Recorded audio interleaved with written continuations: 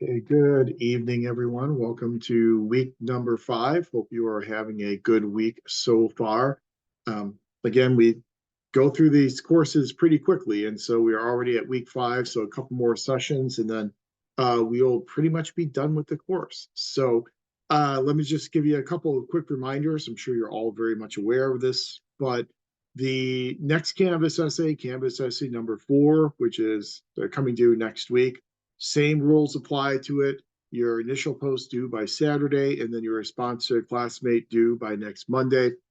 For Canvas Essay 4, we are going to pull in information that we covered last week, looking at mission statements and goals of organizations. And so I'm asking that you either using your organization or an organization you're more comfortable talking about. As always in this class, you never have to use your organization if you're not comfortable doing that, but identify the mission statement of that organization and then a couple of goals that organization's trying to accomplish.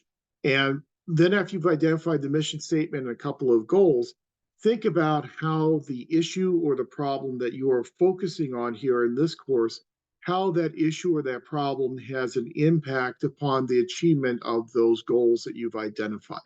So mission statement, a couple of goals, and then how does your issue have an impact upon the achievement of those goals? So it'll be Canvas essay number 4. You probably again notice on Canvas essay number 3, I didn't put a feedback in there because I'd already provided feedback previously on your background papers, and so I thought it was just kind of redundant for me to put the same feedback into discussion board. So you didn't get the feedback on Canvas essay 3, but then I'll return to giving you feedback then on Canvas essay number 4. And then you also then have your alternative solutions paper that is due next Monday. We've talked about that on a few occasions, so I think everyone has a really good sense of what that is all about. Again, you're going to identify those 3 alternative solutions for the problem or the issue that you are addressing, and then tell me a little bit about what that solution is all about, who's involved in that solution, how difficult or how easy would the implementation of that solution be, and just kind of give me those details for each one of those 3 alternative solutions. A few people have already turned in their alternative solution paper, and so thank you very much to those who've turned in early. As you know, I grade things on a rolling basis, and so whenever I get an alert that an assignment has come in, I then go to the course website and I grade that assignment. So if you've already turned in your alternative solutions paper, it's already been read and I provided feedback and that's been returned to you. So you can feel free to turn in the alternative solutions paper anytime between now and the due date on Monday. So that's what you have. And also, just to as a reminder on the alternative solutions paper, please do remember that just give me a little brief snippet in terms of just to remind me what the issue or the problem is. So just a couple sentences or a paragraph at the beginning of the paper just to refresh my memory before you then delve into a discussion of your 3 alternative solutions. And with those alternative solutions, again, I'm looking for practicality. I hope that there'll be something that will be realistic, something that we can really anticipate. It's something that could be implemented by the organization without a whole lot of resistance and without a whole lot of requirements for spending money. Because the more something costs, the less likely it is to be practical. So just keep in mind that idea of practicality. Okay. So that's what's coming up next. For tonight, what we are going to do is we are going to revisit these 4 models of organizational effectiveness that we have made mention to at several points in the class up to this point in time. The first one, the goal attainment approach, we've talked about before, so we can make pretty quick work of discussing that one. But we also mentioned that in addition to the goal attainment approach, there are 3 other approaches to measuring effectiveness that can be used if the goal attainment approach is not possible. Things such as a systems resource approach, a participant satisfaction approach, or an internal process approach. And so tonight we're going to go through all 4 of those models of organizational effectiveness, talk about what they measure, how they measure it, and then talk about some situations where one model may make more sense and be more practical than another model. But we should really kind of foreshadow all this by saying that these 4 models that we're talking about tonight are certainly not mutually exclusive. These models can be used in combination with each other. It's not unusual. When you look at your organization, you may say, my organization does all four of these. It's not unusual to kind of mix and match with these models of organizational effectiveness. So they're more complementary than they are exclusive. So to start out very quickly with the goal attainment approach, we've talked about this kind of ad nauseum up to this point in the course. I'm sure you've used the goal attainment approach to effectiveness in previous courses in the program as well. It is by far the most common approach to measuring effectiveness, primarily because it's the easiest. It's the simplest approach. It's a very linear, very rational and orderly type of approach whereby the organization establishes its goals, as we talked about last week, and then effectiveness will then be a measure of how well you have accomplished those goals. The problem with using a very simple, very straightforward, very linear type of model is that there are complications. And we know in the public sector, there are a lot of complications that can make it difficult for us to clearly identify our goals and then to be able to come up with those tangible operational indicators of how well we are accomplishing goals. We know that we have a multitude of goals in the public sector. We know that organizations, as we discussed last week, may have official goals, they may have operative goals. We define those official goals as those long-term goals of the organization that are much more difficult to achieve and will take a longer time period to achieve. Then we have our operative goals, which are kind of those intermediate steps along the way. So hopefully we accomplish these operative goals, and by accomplishing those operative goals, it has moved us closer to the accomplishment of our official long-term goal. The problem with the goal attainment approach is that sometimes it doesn't do a great job of differentiating between official goals and operative goals. So just because your organization is doing a good job of achieving an operative goal doesn't mean that's necessarily made a great deal of progress toward the achievement of an official goal. So if you can't distinguish between official and operative goals, the goal attainment approach may mislead you. It may lead you to the wrong conclusion, may present some measurement error, as we were called in research methods. We also know that when you have a multiplicity of goals, that the more goals you have, the more likely it is that those multiple goals will come into conflict with each other. And so if you have an official goal that's coming into conflict with a different operative goal, well, which goal are you trying to achieve? And so achieving one goal may mean by definition, you're not able to achieve another goal. And so sometimes it's not quite as easy and simple as we would like for it to be in order to use the goal attainment model for measuring effectiveness. So when we cannot use a goal attainment model for measuring effectiveness, there must be some other models out there that will allow us to measure how well we are being effective as an organization. So the second model is a systems resource model, and we've talked about this one a little bit in a previous course. We're going to delve into it a little bit more tonight. In the systems resource approach, we are defining organizational effectiveness as how well the organization is able to obtain valued resources from its environment. So this is kind of your open systems type of model of organization theory. So how well can we pull in those talented members of the labor pool? How well can we pull in appropriations and grant monies in terms of resources? How well can we engender constituent support and elected official support, political support for our organization and what we are doing as an organization? Those are all resources in the external environment that we are bringing into our organization. And as we had talked about with open systems theory, the open systems theorists believe that organizations don't always decay and go out of existence. That there's this process they refer to as negative entropy, whereby as an organization dissipates resources into its environment, it can then replace those resources by importing new resources from the external environment as well.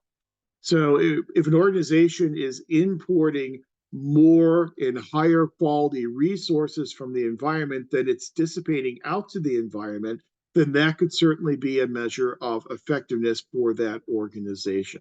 So how well does the organization exploit resources from its environment? One of the problems with the systems resource model is that it's somewhat difficult to measure. So if you're talking about money, that's relatively easy to measure. However, if you are talking about something such as the qualifications of potential staff members for the organization, that could be a little bit more difficult to measure. We kind of have a sense of here are the skills that these folks need in order to do a good job and help us achieve our goals as an organization, but that's not nearly as quantifiable as resources. Same type of thing with political support. We can all kind of have a sense of when we have the support of elected officials and we have the support of the public, we all kind of sense that. We can kind of feel that, but that's very transitive. That's very temporary in nature, very transient in nature. In that elected official support today may be their opposition tomorrow, depending upon the political winds. And so it's much more difficult for us to measure and quantify those types of resources that we're getting from the environment. Also, if you're going to use a systems resource approach for measuring effectiveness, you will have to do a longitudinal type of design. We're going to have to measure this over a period of time. So we look at the resources the organization has at time point number one, and then we'll compare it to the resources the organization has at time periods, T plus 5 years or whatever the case may be. It's a longitudinal type of approach where you look at tomorrow compared to yesterday. Whenever you do this longitudinal type of approach for measuring effectiveness, obviously it's going to be time consuming by definition, and it's going to be resource consuming as well. So it's not something you can really do necessarily as a cross-sectional snapshot. You're going to have to look over time at how well the organization has exploited resources from its external environment. Where a systems resource model is most useful is when other indicators are difficult or hard to measure. So if we do not have well specified goals that are these SMART goals, we don't have goals that are specific, we don't have goals that are measurable, we don't have goals that are achievable, we don't have goals that are relevant or time based. If we lack those types of SMART goals, it could be a little difficult for us to use a goal attainment approach. And so we might want to then default to a systems resource model.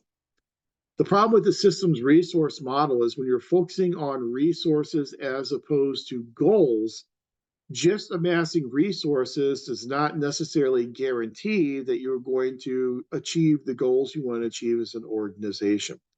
You can amass a lot of resources, which will help you hire new staff and help you exist into the future, but it may not help you achieve what you want to achieve as an organization. But it is a model that we can use if we are not able to use the more dominant goal attainment type of model of organizational effectiveness. Then the third model is a participant satisfaction model. And this is a model that kind of bleeds over into the systems resource model, but then also can bleed over into the internal process model as well. The participant satisfaction model is an ecological model that defines organizational effectiveness as the ability of the organization to satisfy its key strategic constituencies in its external and or internal environments.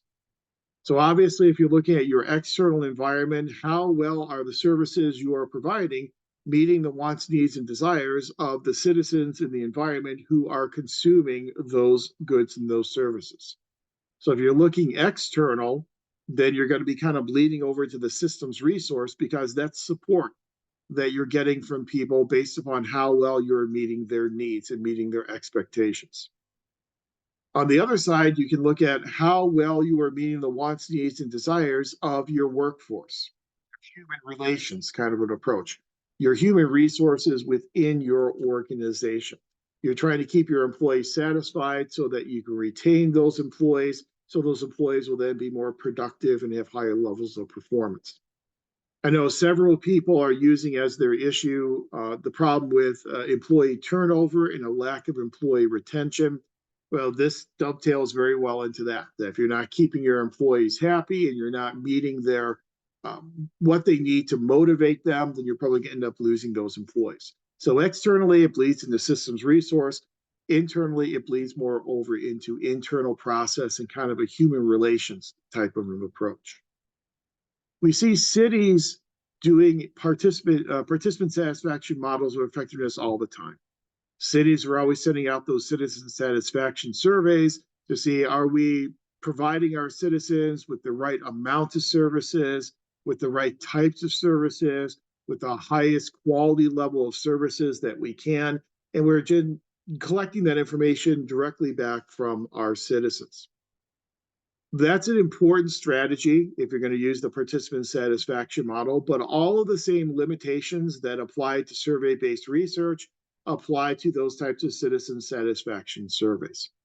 If you truly want to say that the people who responded to the survey are representative of all of our citizens in general, then you're going to have to make sure that you've selected those people who get the survey in a very probability manner in terms of your sampling design.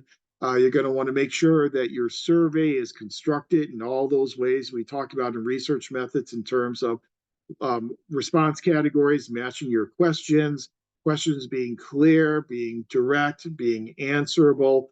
All those things we usually put into a social science type of survey, we're going to want to put into a citizen satisfaction survey as well.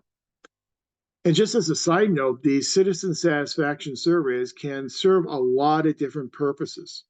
Not only can we use them for this participant satisfaction model of measuring organizational effectiveness, but when we go out there to issue debt and we go out there to issue a bond, we have to get a rating on that bond. One of the things that a credit rating agency is going to look at is they're going to look at the results of these citizen satisfaction surveys to try and determine, is the city providing the right amount and the right mixture of services to its citizens? Because if you're not providing the right amount and the right mixture of services to your citizens, then that recommends a reason why you're going to have to spend more money in terms of providing more services, which may then detract from your ability to repay this debt that you are issuing. So it's one of those major factors that a credit rating agency is going to look at.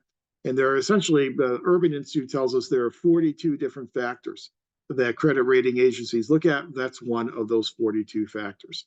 So it's always good for us to get a sense of how well we are meeting the wants, needs, and desires of stakeholders outside the organization, as well as our employees, as our internal stakeholders. Once we are looking internal to the organization to look at measures of effectiveness, we are using this fourth model known as the internal process model. With the internal process model, we're looking at the internal activities going on within the organization, and we're then assessing effectiveness by indicators of internal health and internal efficiency within the organization. So I think you're all probably familiar with this idea of organizational health. All organizations are striving for organizational health, as our systems theorists would tell us. That's kind of that point of homeostasis. Whenever they can reach that point of organizational health and balance within the organization, they've achieved their point of homeostasis, which is the primary purpose of most organizations.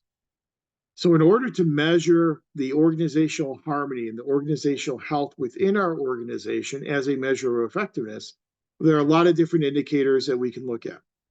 One indicator we're going to look at is obviously the culture of the organization. How strong is the organization culture? How much buy-in to the organization culture do you have on the part of your employees? What's the work climate like? Is it a positive work climate where people are happy to go to work, where people feel that they are getting something out of their jobs, and they feel that they're not being threatened and they're not in a very negative environment when they're in the workplace? So what type of work climate is there in the organization? Is it a positive work climate? Later on tonight, in the second half of classes, we start to segue into a discussion of motivational theories. I will share with you the Office of Personnel Management survey that they do every year of federal employees, where they look at federal employees and ask the question of, what do federal employees think about their work climate and the culture within their organization. And I'll walk you through that report very quickly and kind of show you some of the agencies at the federal level that tend to have very positive work climates and some that do not score all that well in terms of work climate. So a strong culture, buy-in, as well as a positive work climate. An esprit de corps, a team spirit, group loyalty, and the ability to work effectively in teams. The amount of confidence, trust, and communication between workers and management. So, how do employees feel about management? How much trust do they have in management? How well do they communicate with management? How well does management communicate with employees? Again, you'll see in that OPM study, that's another major indicator of effectiveness that they look at as well. Decision making, where is decision making being done? Is it being done near information sources? Is it being done where the information resides? Or is the decision making much more remote in the organizational chart, where all the decisions are centralized, being made at the top of the organization, rather than allowing people who are actually doing those jobs on a daily basis to participate in making those decisions? Maria, go ahead. Yeah, Professor, could you expand a little bit more what you mean about informational sources, meaning um, data-driven reports, or is it people, or is it a combination of different things?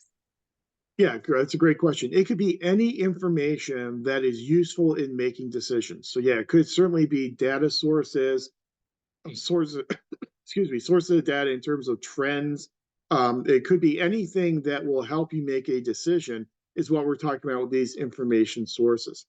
One of the problems that we run into sometimes in the public sector is that public managers have so many limitations on what they can do because of civil service regulations and collective bargaining agreements that sometimes when they have information, they hold on to that information and they do not disperse that information throughout the organization.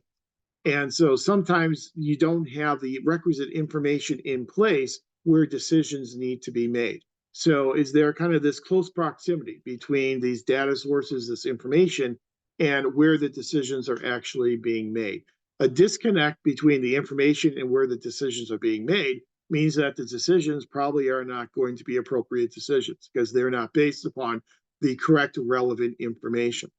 A great example of that is in terms of oversight between legislative bodies and agencies. We know that in the oversight process, we have this problem known as information asymmetry, in that the agencies tend to have the information where the overseers, the legislative bodies, do not have that information. So if you have the legislative body making these legislative decisions without relying upon the information that is at the agency level, those decisions are probably not going to be great decisions because they are not going to be informed by the information that those agencies hold. So it's basically just trying to find a way in which we can merge information sources with the decisions that are being made. So our decisions are being made upon empirical types of information, much like Max Weber tells us they should be made. Sharing of relevant facts and feelings, horizontal and vertical. So do we have that type of communication, horizontal and vertical communication, where people within the organization feel comfortable sharing facts and sharing feelings, kind of like a Mary Parker Follett approach to a democratic organization? Rewards for managers for performance, growth, and development of subordinates and for creating effective working groups. So are managers rewarded for helping their employees develop and grow as human resources? So clearly, when we're looking at these indicators, these are all indicators of what Douglas McGregor would call a theory-wide type of organization. So the closer we are to a theory Y organization in this internal process model, the more effective we probably are in the way in which we are carrying out our processes on a daily basis. Interaction between the organization and its parts. So how is this interaction going between all the different parts of the organization? And when conflict does emerge, because we know that conflict will emerge, especially in a democratic organization, that conflict is usually resolved in the interest of the organization. that when we are able to resolve that conflict, it makes the organization better. And if we're able to do that, then that obviously is going to contribute to being an effective organization. So essentially, we're looking at that organizational health, and these are all indicators of organizational health. And we'll look at a few more discrete indicators of organizational health in a couple of slides. But in the internal process model, as we said, that can bleed over into participant satisfaction whenever you are dealing with individual employees. And so it kind of takes on a little bit more of a human resource, human relations field when the processes that you are looking at inside your organization involve your employees, which means that we are going to place a value on communication, leadership style, using the appropriate leadership style in a given situation, motivating employees, which we're going to start talking about tonight and then finish talking about next week, the amount of interpersonal trust that you have between employees and workers and management, and sorry, I gotta move this on, and internal states that are soon to be desirable. In other words, what we're looking at is we're looking at all those major aspects of human resource theory. And so that part of internal process model, when we're looking at dealing with employees, that becomes a lot more human relations, human resource in nature. But the other side of the internal process model is not just looking at employees and how we're interacting with employees, but looking at the actual activities that are going on within the organization. Usually when we look at the activities that are going on within the organization, we're oftentimes doing it for the purpose of measuring efficiency. But the more efficient we can be with these processes could be then a step toward organizational effectiveness as well. So goal attainment, how well are we achieving our goals, and are we making sufficient progress toward the attainment of those goals? Systems resource, how well are we exploiting information from the external and resources from the external environment? Participant satisfaction model, how well are we meeting the wants, needs, and desires of our key stakeholders, both outside as well as inside our organization? And then the internal process model, looking for these indicators of organizational health and organizational harmony to make sure the organization is working kind of in this symbiotic relationship in order to be effective as an organization. So to drill down a little bit more with a little bit more specificity into what are some of the specific dimensions and measures of organizational effectiveness that most studies have looked at in the past. Well, obviously, if we're looking at the effectiveness of the organization, it could mean a lot of different things, but overall effectiveness, the productivity of the organization. So looking at how productive the organization is, especially over a longitudinal period of time. Efficiency, as we know, is not the same term as effectiveness, but they are sister terms in that we hope that we can be efficient as well as effective. Sometimes the more efficient we are, the more effective we can be as an organization. But we also have to realize that sometimes efficiency and effectiveness go in different directions. Doing more with less does not necessarily mean that we are enhancing the quality of the things that we are doing and the products and the goods that we are trying to achieve. I'm sorry, I missed in text. Karen asked, do you mind providing an example of an operative and an official goal? Yeah, an official goal. So, again, you think about, think about an MPA program. So one of the official goals of the MPA program could be to increase our graduation rates by 30% over the next 5 years. That's a long-term goal, and that's a goal that may be somewhat difficult to achieve, but we're going to try and increase our graduation rates by 30% over the next 5 years. That's a long-term goal of the MPA program. Now, an operative goal that we can achieve along the way could be that perhaps we are going to try and, in order to increase our graduation rates, we are going to try and implement more student advising.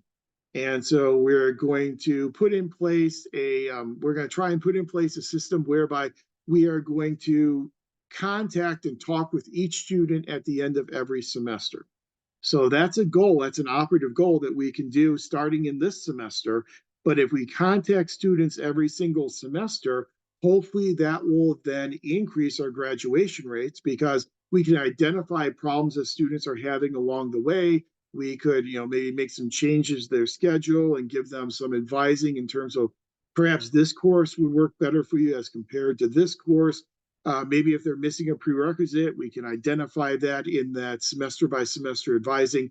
So the semester by semester advising and advising each student every semester, that's an operative goal that will help us achieve our overall goal of increasing graduation rates by 30%. So hopefully your operative goal is a step along the way to then help you achieve your official goal. If we are working with a government corporation, we may have profit as one of those indicators of effectiveness. Now, obviously, if we are in a true public agency, maybe profit is not something that we're really working on. But in government corporations, profit, even a government sponsored enterprise, profit could be something that could be an indicator of effectiveness. The quality of what we are producing as an organization can be also an indicator of effectiveness. When you took your organization theory, behavior and theory course, and you walk through the evolution of organization theory, you probably talked about the school of quality management with people like Deming and Juran and others. And that quality management school, we were defining effectiveness as the quality of the output that's being produced by the organization. Now, as you know, if you talked about quality management, you know that initially Deming and his quality management approach really went over kind of like a lead balloon here in the US. And a lot of corporations, a lot of organizations didn't really buy into it right away. So what Deming did is he took quality management to Japan and he started implementing it in Japanese corporations. And it started working so well in Japanese corporations, then American corporations wanted to then start bringing it back over to America. And so then we started getting all these quality management types of initiatives. Companies like Ford, they always had their phrase, quality is job one, or building in quality. And so in quality management, you are building quality into the process so that quality process will then result in a quality product. Obviously, that's something that's a lot easier to measure for effectiveness in the private sector than it is in the public sector. If you are manufacturing water pumps for cars, I don't know if cars even have water pumps anymore, but water pumps for cars, then you can certainly measure the quality of those water pumps that are coming out of your factory. You can measure them in terms of specifications. Do they meet the specifications in terms of the size of the holes on the pump? And you can actually measure all that. Do the holes line up with where they're supposed to line up for that car? You can measure all those small, minute quality measurements. We don't have that type of empirical, quantitative way of doing it in the public sector. So sometimes quality is a little bit more difficult in the public sector to use as an indicator of effectiveness. You always see, the boards, I don't know if you have it in your place of work, but, 0 days without accidents or 100 days without accidents. And so the number of accidents can also be an indicator of effectiveness. Growth, as we've talked about, the growth of the organization through acquiring more resources, employees, and revenue, that can also be an indicator of effectiveness. Absenteeism. A few people in your background papers talked about chronic absenteeism as a problem in your organizations, especially coming out of the COVID pandemic. Obviously, high levels of absenteeism will have an impact upon organizational effectiveness.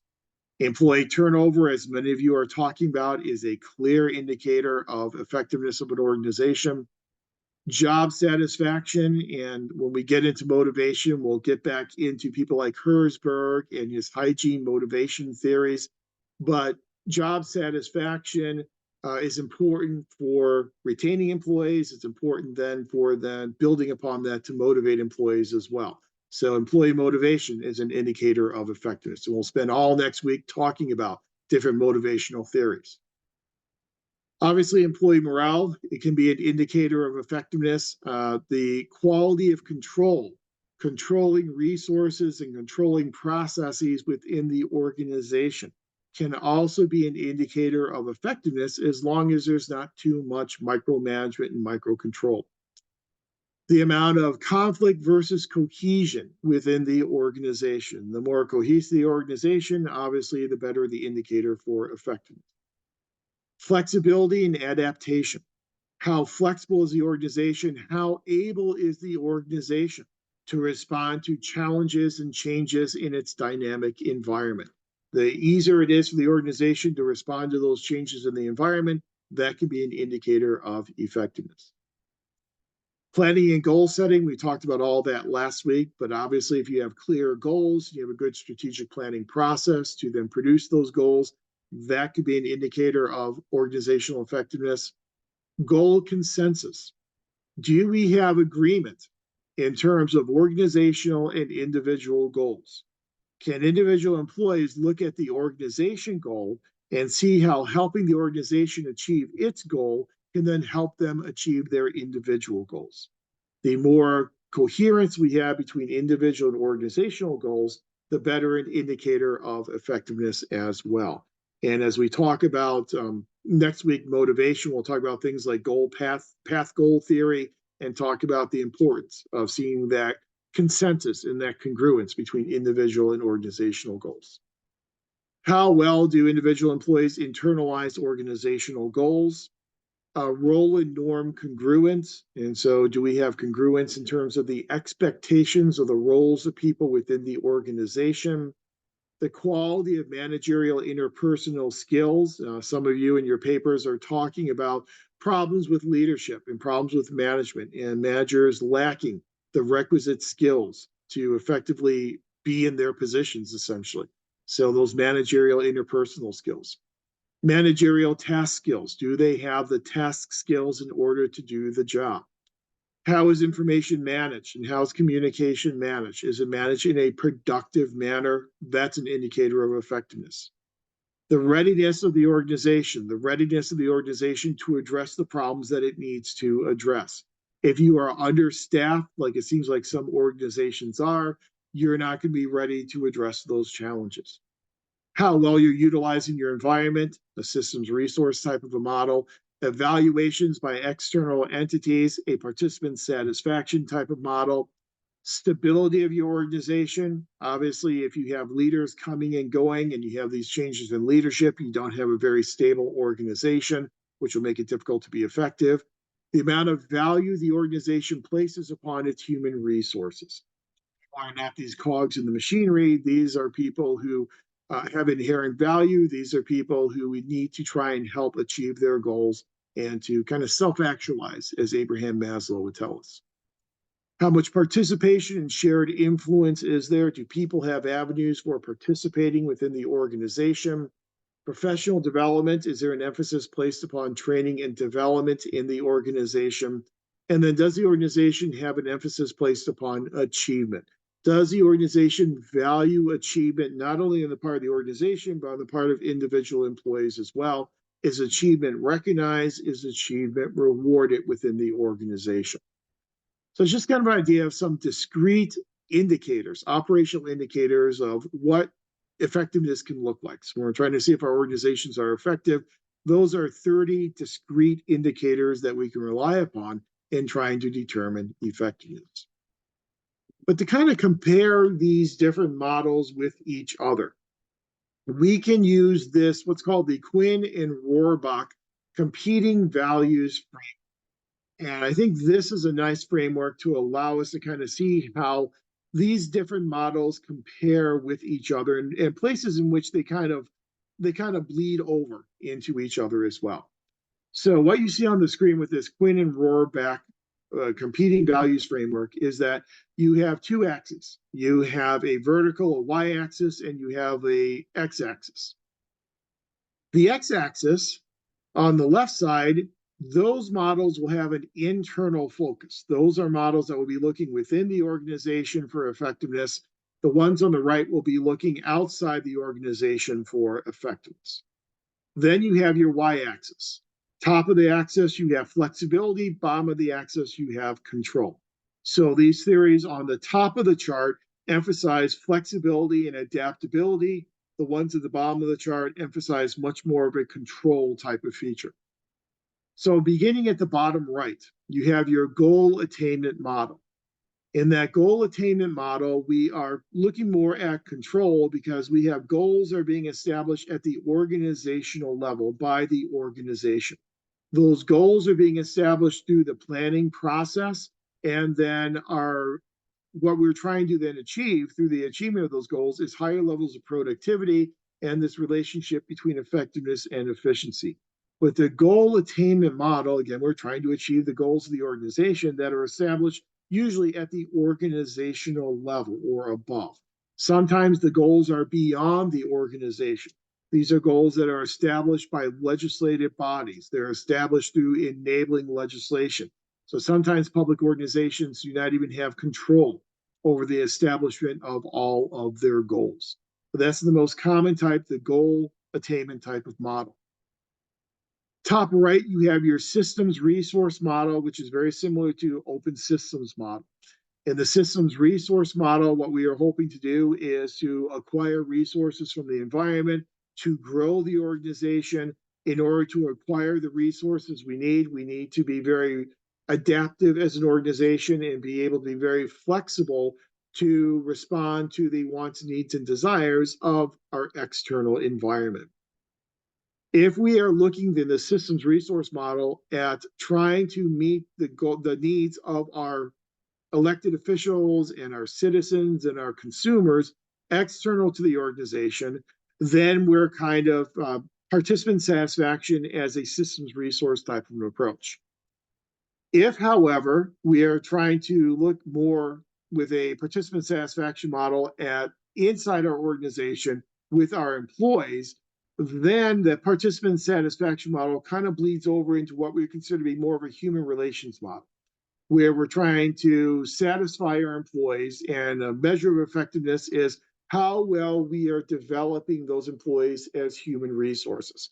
How well have we established cohesion and high levels of morale and motivation among our employees?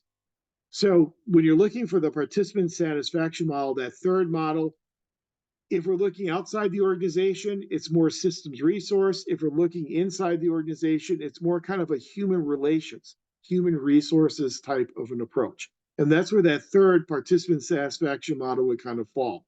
I didn't put it on there because it kind of bleeds over into both of those worlds, the outside world as well as the inside world. And then the internal process model is on the bottom left. With the internal process model, obviously, we're looking for stability and control of the processes within our organization. We're looking at effectively managing information, effectively managing communication to enhance the processes and the activities that are going on a daily basis within our organization. But hopefully, all of these models will contribute to the quality of the output that we are producing as an organization, whatever that output may be. That output may be tangible goods that can be measured, tangible products that can be measured. However, that output could also then be services that are more intangible, services to try and enhance the quality of life of citizens, services that are trying to enhance the socioeconomic status of individuals in the community.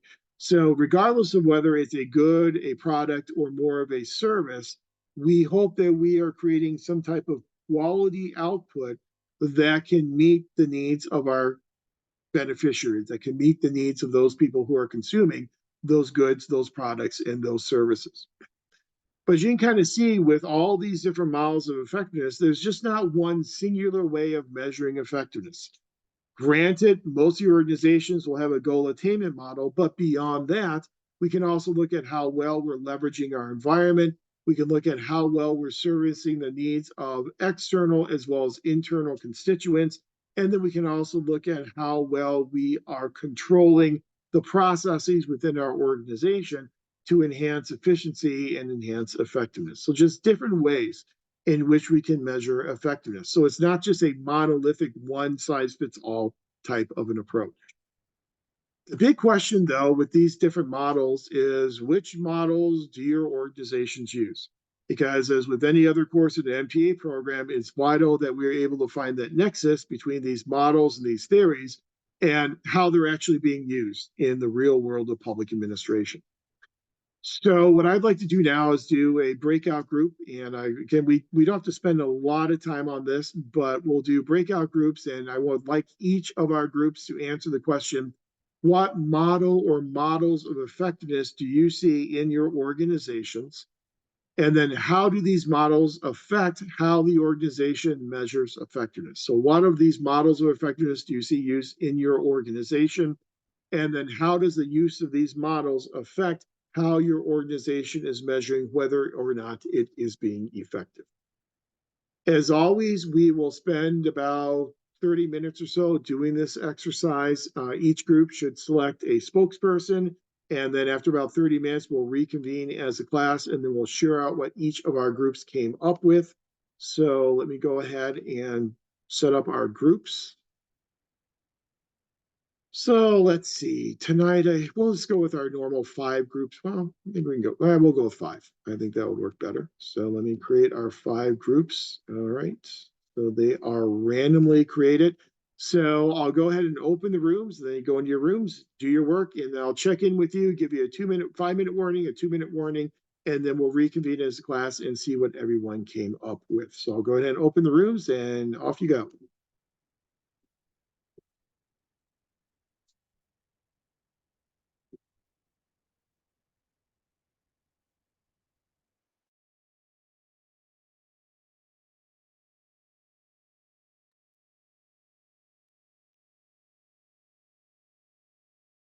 Okay, I think we are all back now. So let's start with room number 1. Hi, everyone. So our group had a mixture of models. Some even mentioned that the organization is using 2, for example, internal process and goal approach. With goal approach, and then some of the other popular ones were also goal approach. What else? I think those were the 2 main ones, goal approach and internal process. With goal approach, some of our peers mentioned that they're encouraged to meet or exceed their goal by the benchmarks or deadlines that they're given. Some staff appreciate an evaluation of these goals or meeting their goals because it provides them with feedback and areas of improvement that they can make as staff members or employees. So we also kind of brought into the conversation accountability, not only on leaders and managers, but also employees and staff in being responsible and meeting their benchmarks. Some of the concerns with internal process is that it can be skewed, or that measurement can be skewed by the organization. The internal process, they're sometimes encouraged to focus more on highlights and achievements rather than areas of improvement. And also in the conversation, effectiveness overall is subjective. So from the view of leaders, managers, it can be one vision versus staff and employees. They can have a different vision of what effectiveness means for their organization. And then there could also be a difference in expectation of effectiveness from constituents. So because it's a subjective, it can be, different conversation of measurement per stakeholder. Let's see what else. I think that's the majority of what we discussed. Great. Thank you, Karen. Well done. And yeah, I think that honesty is important. It's the same type of discussion we had when we talked about doing a SWOT analysis. It's important for organizations to be honest with themselves. And so I think you're right. In the internal process model of effectiveness, sometimes there is certainly a tendency to make things look better than they really are. And that lack of honesty makes it very difficult to actually get a true measure of effectiveness. So I think that's a great point. Perfect. Thank you, Karen. Thank you, room number 1. Room number 2. So the room number 2, we had 2 effectiveness or models for effectiveness. One was goal attainment and the other one was participant satisfaction model. So for the goal attainment, we had we had 2 types. We had internal and external type of effectiveness for the goal attainment. It was through the Department of Public Social Services. So the public welfare was the goal of the department. And for the internal effectiveness of the department, the goal attainment model is used to measure the success of qualifying participants to qualify as many participants as possible. that qualify, that are eligible. That's done through planning, goal setting, and also through a time study and weekly updates. And those go into the external effectiveness of the organization because that's measured through productivity. How many applicants are actually able to qualify? So this is the goal attainment necessity to qualify for more grant funding because funding is done yearly. In order to qualify for funding yearly, they have to have a certain amount of qualifying participants for that area. And then we also had, so the participant satisfaction model was used, and that was through human resources. And that was internally. We only had the internal for that one, and that was through employee engagement surveys. And the participant satisfaction model through the Human Resource Department for the employment engagement survey was implemented to measure the overall health and well-being of the employees. These studies were conducted once every few years for company and culture awareness and also climate awareness. And that's all we had. Okay, perfect. Very well done. And the employee engagement is an important measurement that we see a lot of governments using. And after we're done with the breakout groups here, and what I'll share with you from the Office of Personnel Management is exactly what that is. It's an employee engagement survey across the entire federal government. And so I think that how well your employees are engaged in their work and engaged with the organization, I think certainly are indicators of effectiveness. And the federal government would agree with that because they do this study every single year. So, okay, well done. Thank you very much. Room number 3. Okay, so hi everyone, this is Maria. So for our group, there was some similarities in regards to how our organizations measure effectiveness, and one of them was the rationale goal model, focusing on client satisfaction, services to the client. And in regards to my organization, which is healthcare, mental health, and so the state gives us those performance measures that we need to ensure that timeliness for services, client satisfaction is part of it. And they give us the measure to how many days the client is able to see the doctor, right? In so many days, if there's an urgent request and things of that effect. And so they also measure us by other counties, what other counties that are similar to our size, what are they doing? And then for overall statewide, right? They do focus groups when we have our external evaluators come in and measure how well we're doing. So they do that. They also interview our staff as well to see how satisfied our staff is with the organization. So and looking at your matrix here, it touches on a little bit of everything, because part of healthcare is also listening to the stakeholders in regards to how well we are doing as well. And then Janine is going to talk about her model as well. Maria, yeah, I was the outlier. I was the only one that had a little bit, I have a little bit of a goal attainment model, but also the human relations model is a lot heavier in my organization. I don't know if people have read my posts, but I work for a congressional office. So it is an elected official's office. And I believe I'm going to say that that's the main distinction there. And the type of work that we do, because the casework that we do, the people that come to us tend to have already been denied by all other entities.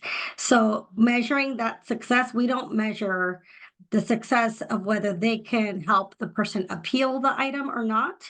We measure if the customer service was good. How quickly did they get in contact with the agency? How quickly they process their requests? How quickly they do those things? So we do have goals in that regard. But because success is so slim, we the human relations model is really important, and ensuring that people that are actually working on the constituents' behalf are we care about how they're feeling about their work, and we want them to feel successful in the work that they're doing, even if they can't succeed in overturning the decision of an agency. And our external evaluators are the voters. So customer service is very important, and morale is very important as well. So just wanted to share that. I'm the outlier in the group. Thank you. Thank you, Janine. Thank you, Maria.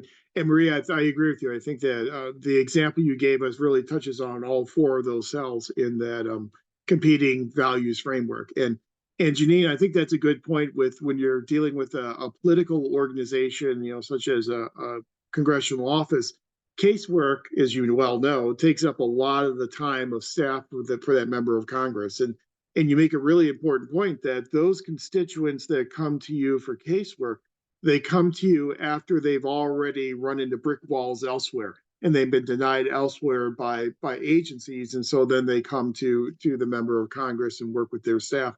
And I think that's an important distinction, because when you're dealing with a constituent who has already been denied multiple times, they kind of have a different level of expectations when they come to you as compared to someone who's going to an agency right off the bat in the first time. And so I do think that's an interesting distinction between a political organization and perhaps a more traditional governmental organization. So I'm glad you mentioned that. I'm glad you brought that up, because that's a really good comparison. So thank you, both Maria and Janine. Thank you. Okay, room number 4. Yeah, in room 4, I think we all identified that our agencies use a mixture, as you might expect, of these various approaches, and probably the largest contributor, the most relied on approach is the goals approach, as we've already talked about.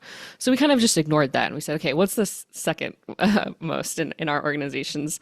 So we have, our group consisted of people who work for behavioral health, DPSS, the sheriffs, the VA, and the health branch or division, and planning and development. So there's a large, most of the people in our group have a focus on customer service and serving people, and helping them navigate their systems. So as there's no surprise that participant satisfaction was one of the major approaches that we saw coming up over and over again. And the organizations that utilize a participant satisfaction model, they do so by taking surveys, by through various means. The surveys could be pushed to employees or to participants in the programs. There's like official feedback forms that are available to everybody. There's a records retention, so we can track, how are these surveys going from year to year? Are we making progress? Are we getting worse? Are we getting better? That sort of thing. We also identified in a couple of our organizations an internal process model. And that's very similar to the participant satisfaction model, but it's more internal focused. We talked about how we take pulse surveys through our organizations to gauge how employees are feeling about their work. And we also all identified in our organization that, as you mentioned previously, Dr. Powell, that management stability is really key in our organizations, that having a stable management or management class in our orgs has a huge impact on whether or not we can be effective, whether or not we're shifting our goals constantly, or how we're tracking changes that are made in our organizations. So in addition to these two primary models that we've identified, we also identified some of the major elements that we think contribute to effectiveness in our organizations. Great. Perfect. Thank you, Leslie. And Yeah, it's interesting. You had a great variety in terms of the different organizations in your room, and to see participant satisfaction kind of being one of those commonalities, despite all the differences in those organizations. I think that's a really interesting finding. And you're right, stability. You know, stability is something all public organizations strive for. And when you have that turnover in leaders and managers, you know, you have, as you said, you know, different goals, different sets of goals that are established. You have different cultures that are brought in by those different leaders, and so it's really difficult to have any type of unity of progress in an organization in that situation. But I think it's fascinating that participant satisfaction really was something that was endemic to all those different types of organizations. Great, thank you, Leslie. And room number 5. Hi, everyone. Within our group, we found that a lot of our members had organizations that used a combination of these models, as the other groups mentioned. However, we focused more on the internal process approach and the human relations models. For the internal process approach, we had a few of our group members working in a healthcare organization, and they discussed how the organization has a lot of rules that they have to adhere to in order to be compliant with federal and state mandates. And because of that, they're able to measure and monitor their performance pretty well.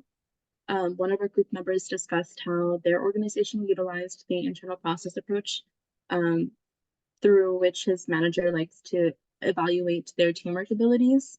And this manager in particular liked to see how everyone was working together as a team. They examined the culture of the workplace and making sure that it was a positive work environment.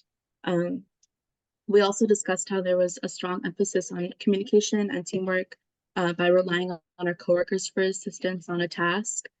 For the human relations model, they discussed that there was a big emphasis on teamwork because it encouraged the employees to collaborate with each other, and that if conflict ever did arise, that they were expected to resolve it without going too far up the chain of command. And then for the second question, we discussed how these models both affect the output that employees provide in their services and their quality of work. And through creating a good work environment, it influences how well the services are provided to the clients. It establishes trust between the organization and the clients. It increases worker satisfaction, that is by keeping up employee morale and keeping employees motivated, which leads to less turnover. And then we also discussed how the human relations model, and one of our group members discussed the human relations model within their organization, and they discussed how there was an importance for supervisors in checking in with employees and getting and receiving feedback, or just keeping communication open and letting them ask any questions without any backlash. And that was it.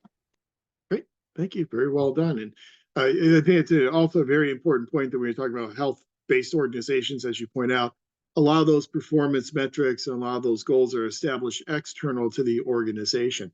And so that it kind of makes it a little bit easier in terms of coming up with those performance indicators inside the organization, because they have to then be in alignment with what you're being required to do from external sources to maintain the funding and maintain access to those programs. So that's a really good point, that sometimes we don't have complete control over the establishment of those goals and those performance indicators. Very well done. Thank you. Thank you, everyone.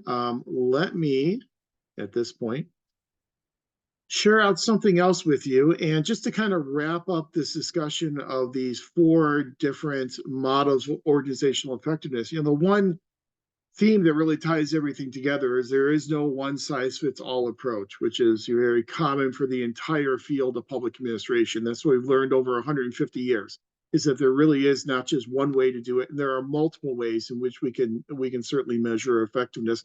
And as most of the groups pointed out, each organization is usually using multiple types of models. And it's just not a goal attainment model, but participant satisfaction seem to be a very common one, as well as internal process. It really seems like goal attainment, internal process, and participant satisfaction across all 5 groups, those were the 3 models that tended to kind of carry the day and be the most common. However, we're going to measure effectiveness, though, one of the important prerequisites, if you will, or requirements for effectiveness is to obviously have a motivated and engaged and committed workforce. So where we go next in terms of our topics in the course is to focus on motivation and to talk about some of the theories and approaches that can be used, both content-based as well as process-based theories, in order to motivate our workforce to enhance organizational effectiveness. And since we did not take a break tonight, we won't go all the way until 8 o'clock, but we also don't have enough time to really get into the motivation literature that we'll do next week. So instead, what I'd like to share with you is what I had told you about before, and that is this study from the federal government, the Office of Personnel Management. And every year, the Office of Personnel Management does this thing they call the Federal Employee Viewpoint Survey. And as part of this viewpoint survey, OPM is a survey that's done across the entire federal government. And they look at issues such as how motivated employees are, how satisfied employees are, how engaged they are in their organizations as well as in their jobs. And they create all these different index variables to try and measure motivation, engagement, and commitment of employees.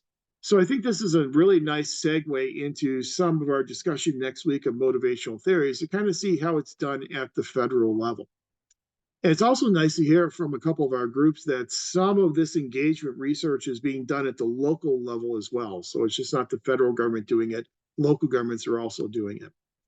Now, I'm not going to go through this entire report. I have the report attached on our Canvas site. So if you're interested, you can go back and go through the entire report. But just to kind of give you a flavor of what OPM is doing here, OPM, again, does this survey across the entire federal government, and they divide it up across different types of organizations. So they look at results from what they consider to be very small organizations, which are federal organizations that have fewer than 100 employees, small organizations that have employment between 100 and 999, medium organizations, then large organizations, and then finally very large organizations. And they categorize those as organizations that have more than 75,000 employees. So obviously a very large organization. So a survey is sent out to all the organizations across the entire federal government. I know I'm scrolling through this, but I want to get to some of the important findings and the methodologies. Here's one of the important aspects of the report is that they categorize responses based upon the highest, most positive responses and the least positive responses that they got.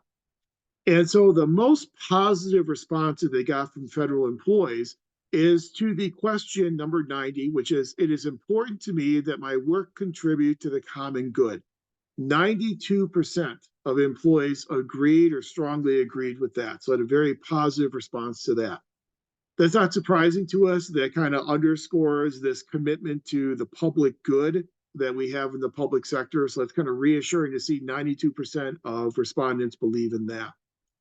87% of respondents said employees in my work unit meet the needs of our consumers. That gets to our participant satisfaction model of effectiveness. So there, 87% said we're meeting the needs of our customers.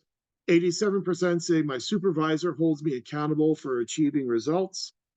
86% I am held accountable for the quality of the work that I produce. And so there are some internal process mechanisms in place to hold employees accountable for the quality of the work that they are doing. So internal process. My supervisor treats me with respect. It's one of the indicators of those 30 discrete indicators we talked about for organizational effectiveness. There's one of them there, that the supervisor respects their employees.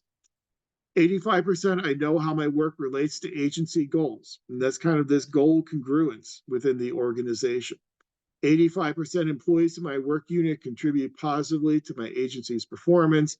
84%, I know my work unit goals are, so there is awareness of goals. Last week we talked about how important it was, not just for organizations to have goals, but for those goals to be discoverable and to be communicated. Well, here it appears that the goals are being communicated relatively well. My supervisor supports my need to balance work and other life issues, 84%. Employees in my work unit produce high quality work. And then finally, my organization has prepared me for potential cybersecurity threats. Now that one kind of seems like out in left field, but that's a newer one that's been added to the employee vote survey over the past few years. And again, it's good to see that people have high confidence in that. Where we didn't do so well among federal employees. Only 45% in my work unit, differences in performance are recognized in a meaningful way. This is a common finding across all the previous years of this survey. And you can go back to they didn't do it obviously in 2000, but you can go back to 2022 and 2019, 2018. You'll see this same finding that federal employees feel that they're really not being recognized for the performance levels that they are accomplishing, and that their work unit is really not distinguishing between good performers and quote unquote bad performers. And that's a common theme that we usually see. 46% management involves employees in decision making that affect their work. This goes back to that idea of decision making that is located in close proximity with information. So they're not allowing people to make decisions, those people who are involved in carrying out these functions on a daily basis. So this really leads us to believe that there's a lot of centralization of decision making in those organizations. I believe that, well, that one's about the survey, so we won't really worry much about that one. In my organization, senior leaders generate high levels of motivation and commitment in the workforce. Only 50%. So you obviously would hope that that would be a much higher percentage. And then you can read through, I'm not going to go through all of them with you, but you can see some of the lowest percentage responses as compared to the questions that got the highest, most positive responses from the employees. I found this also to be interesting in terms of the demographics of not just the survey respondents, but the entire federal workforce. And so at the top, you see those are the survey respondents, and at the bottom percentages, that's the percentage of total workforce. And it's interesting to see that while only 22% of the federal workforce is in an upper management GS 13 to 15 position, 42% of the respondents are in a GS 13 to 15 position. So I think one of the concerns here is that they probably are underrepresenting people from lower levels in the organization chart in our organizations. Here's another really interesting one, and that's the generational split in the federal workforce. For years, we have been hearing about the retirement bubble and how all these employees are going to be leaving, they're going to be retiring, and so therefore we need succession planning. And you're right, and Maria, you're right, minorities are also underrepresented in the survey as well. And so I think what OPM really needs to do is OPM really needs to work very hard on some targeted outreach in order to increase the response rates from representatives of underrepresented populations, as well as lower level people within organizations below a GS 13 position. So I do think they need to do a little bit more targeted outreach, because whenever you have, as we know, unrepresentative sample, then it's not going to be able to extrapolate those results very well to a larger population. So I think that's very true. This is interesting in terms of generations. We see that traditionalists, this is kind of what used to be called, the kind of the greatest generation, the traditionalists born before 1945, are now just a fraction of the federal workforce, less than 1%. We'll see that baby boomers are at 20%. That is down substantially over the past several years, and down very much post-COVID. And I don't think that's terribly surprising. A lot of those folks are transitioning into retirement. Gen X is still the plurality, but it's about 43%.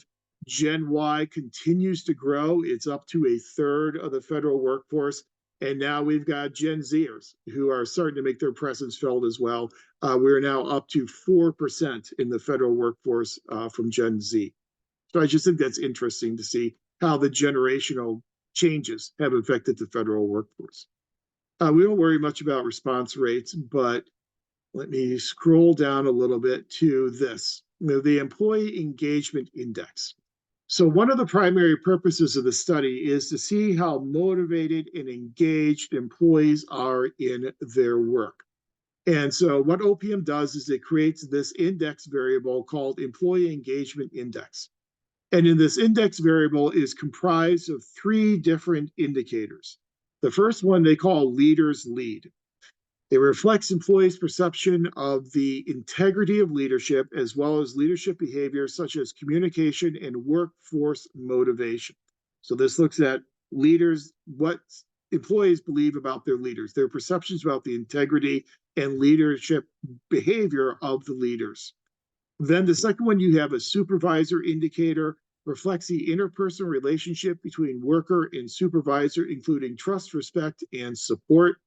And then the third indicator in this employee engagement index is intrinsic work experience. Reflects the employee's feelings of motivation and competency relating to their roles in the workplace. And this is really what we're going to focus squarely on next week in terms of worker motivation. So those three indicators go into this index variable known as employee engagement. You'll see in terms of those overall engagement, 72% of federal employees score relatively high on overall engagement, which is an average of responses to those three indicators. Of those three indicators, feelings about supervisors tend to be very high, 80%. Leaders lead tends to be low at 61. Intrinsic work experience, the motivation of individual employees, tends to be relatively high at 74%. So at least the first look at this, a very cursory look at it would tell us that for the most part, federal employees do seem to be relatively motivated. However, motivational levels are going to depend upon the size of the organization. And this is another really interesting finding. Typically, the smaller the organization, the higher the employee engagement index score, as well as the higher level the motivation of the worker tends to be. So you can see government-wide, you're at a 74, but for very small organizations, it's 79. Then as you go up in size of the organization, those scores tend to go down. So there tends to be a very strong correlation, very strong negative correlation between the size of the organization and those employee engagement scores. So typically people in smaller organizations tend to be more engaged and more motivated. In terms of specific organizations that score very high, in terms of a very small organization, it's the Marine Mammal Commission. Comes in at a 98% employee engagement score, nearly 100%. Now, this probably isn't surprising because if you've never heard of the Marine Mammal Commission, it literally is a commission of, I believe it's 12 or 13 marine biologists. And their job is to do studies and to do research into the conservation of marine mammals. So they're very tight-knit, very homogeneous, very small organization. So it's not surprising that they score so high. For small organizations, the National Indian Gaming Commission comes in at 89%, Federal Energy Regulatory Commission at 83% for a medium-sized organization. The GSA, the General Services Administration, comes in at 85%. If you don't know the General Services Administration, they're the ones responsible for a lot of the logistics that keep other federal agencies running. So things like the management of lease space in office buildings, that's the responsibility of the General Services Administration. And then HHS, for a very large organization, comes in as the top scoring very large organization at 78%. So yeah, the story checks out with state government for a marine biologist. So yeah, usually when you have a commission like that, typically the scores tend to be a whole lot higher. Then as you read through the report, I'm not going to go through all of it, but as you read through the report, you'll then also see measures for employee satisfaction. So they have what they call a global satisfaction index. How satisfied are employees with different aspects of their job? So there's job satisfaction. Considering everything, how satisfied are you with your job?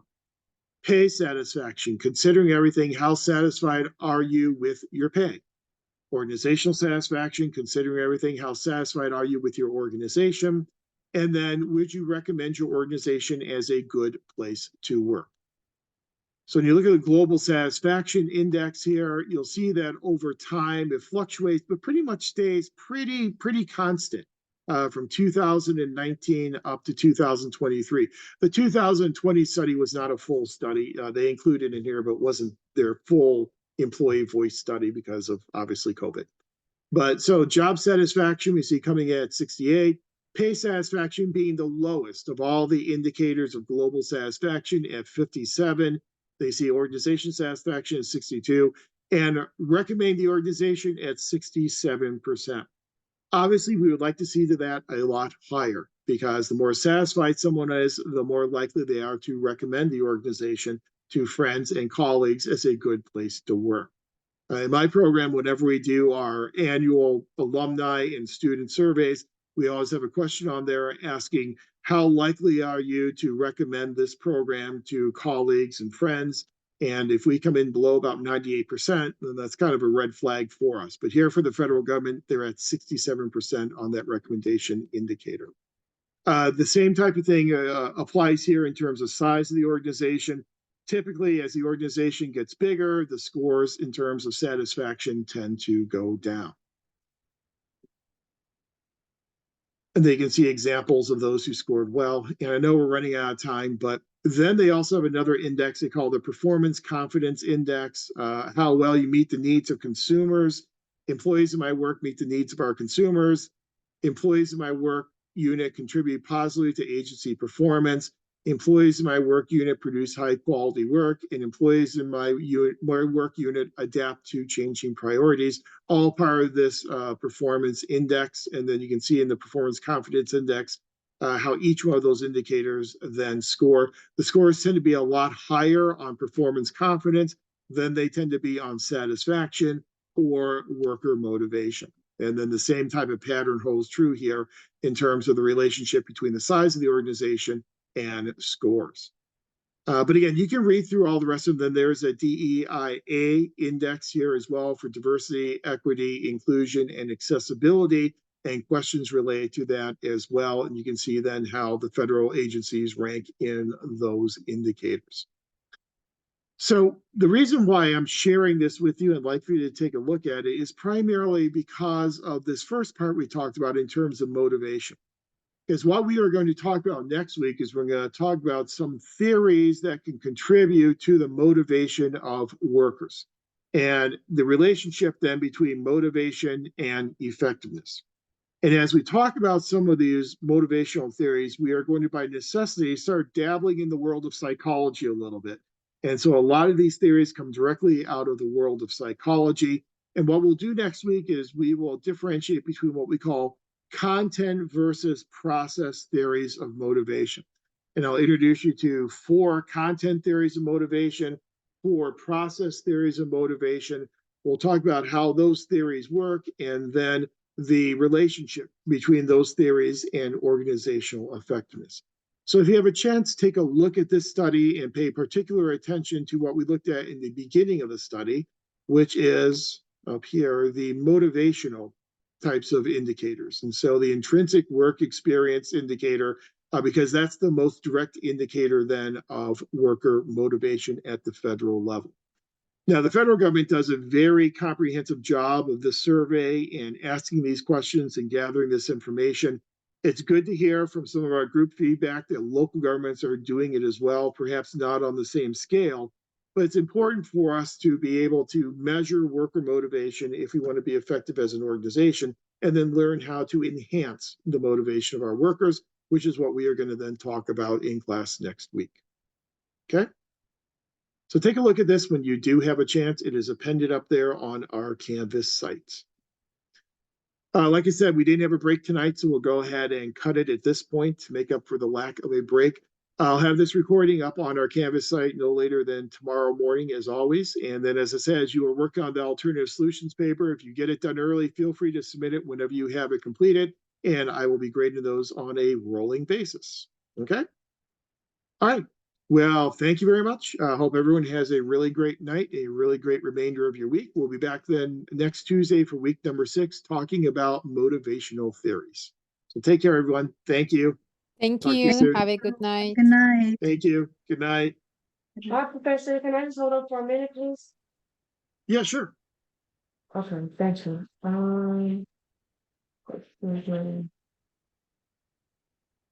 me know when we're clear and I talk.